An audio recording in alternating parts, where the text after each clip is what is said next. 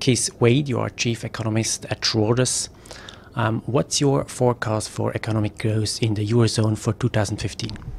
For 2015, we think the Eurozone will probably grow by just over 1%, probably about 1.2%.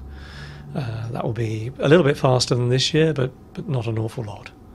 And what are the biggest risks for the Eurozone in the coming months?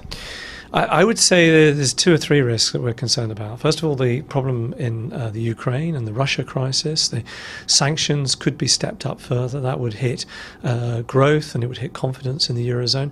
We're also a bit concerned as well about the movement in the yen, which has moved very significantly against the euro, and whether or not that continues to move.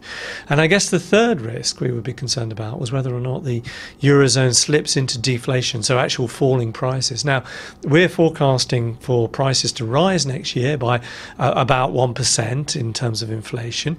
But of course, there is a worry that the Eurozone will begin to look a bit like Japan and experience a fall in prices and experience deflation. So those are the risks that we're concerned about.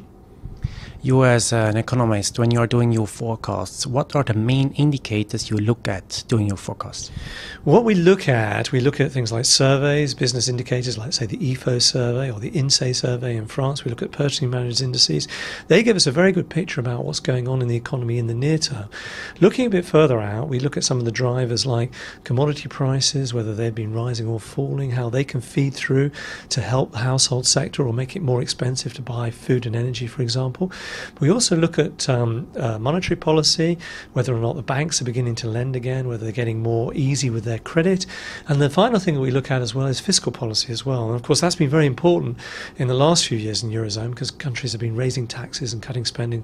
So that's been a weight on growth. So those are the three things that we really look at. Keith Wade, thank you for the talk.